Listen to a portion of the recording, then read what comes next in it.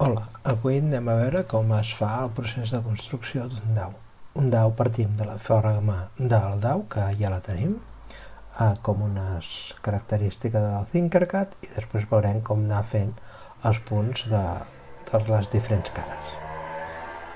Anem a passar al disseny. Tenim aquí el nostre entorn de treball, que és un entorn de treball conegut per nosaltres. Aquí tenim les formes bàsiques, i si baixem a baix de tot trobarem el dau. El dau l'arrosseguem, el col·loquem a dins de la nostra zona de treball i el primer que farem és canviar les seves dimensions. Farem un dau de 20 mil·límetres de cada unitat. Per tant, anem marcant els diferents costats i li anem dient que tot el cub ha de fer 20 unitats. Ja tenim aquí les diferents costats, ens assegurem que totes siguin de 20 i ja podem començar a dibuixar. Fem una ampliació de la figura i per fer-ho el que utilitzarem és un canvi de pla. Un canvi de pla que ja hem utilitzat en alguna ocasió. D'acord? Començarem per una cara i anirem fent la resta. D'acord? Per fer el canvi de pla, recordem que hem d'agafar l'eina del pla de treball i li hem de dir que volem aquesta cara del nostre cub. I ara ens ha canviat el nostre pla de treball. Per fer els forats de cada un dels punts, utilitzarem una esfera perquè ens és més fàcil. Podríem fer-ho a mitja esfera, però hauríem de girar cada vegada la mitja esfera. En canvi, si fem una esfera, doncs farem el mateix. Portem la nostra esfera i el primer que hem de fer és canviar les seves dimensions. D'acord? Les seves dimensions que ens posa de 20 unitats farem de 3 unitats, cada una d'elles. Per tant, hem d'anar canviant 3 unitats, cada una de les diferents cares que té. Ens l'acostem, d'aquest punt aquí, aviam, hem de canviar, se queda l'alçada, que fa 20 i ha de fer 3 també.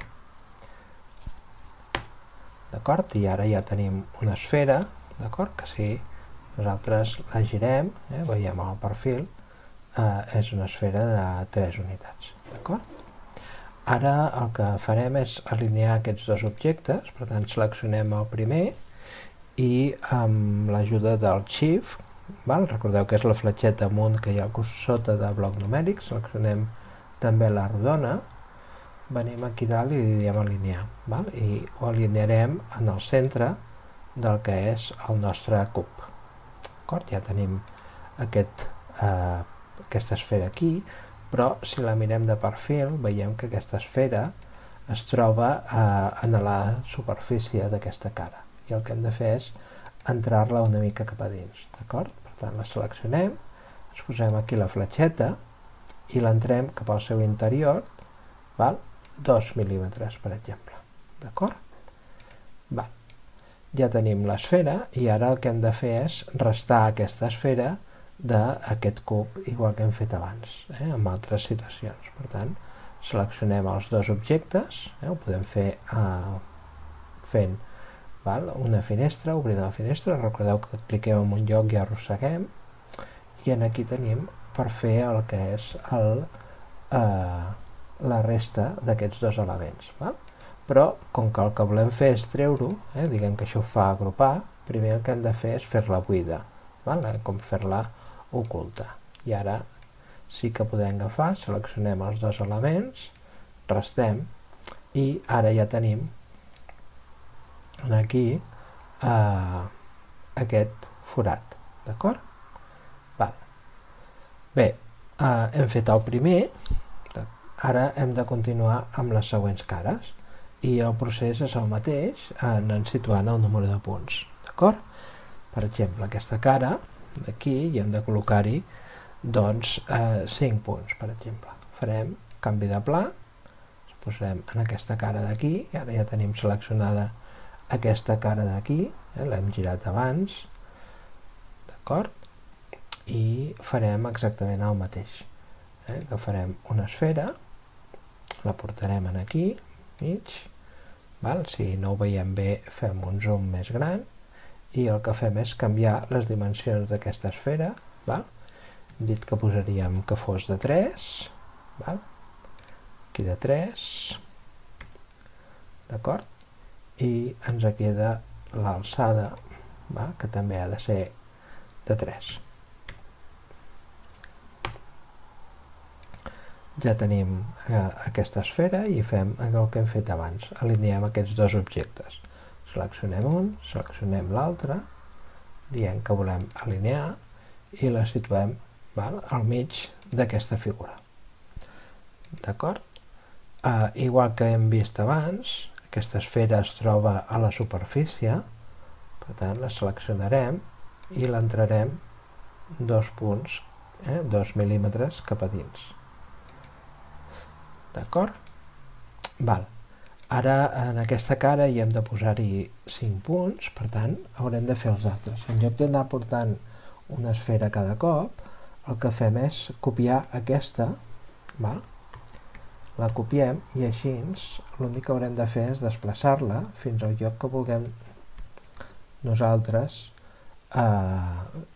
posar-la. Anem en compte perquè la podem fer més gran. Recordeu que per anar endarrere és Ctrl+Z, podem fer una ampliació d'aquesta zona per agafar-la millor i agafem aquesta esfera i la portem cap a la part superior. D'acord? Ara hem de fer Ctrl+C i Ctrl+V baixa, per exemple, per fer una altra vegada l'esfera de l'altre costat, i portem aquest punt cap al lloc simètric.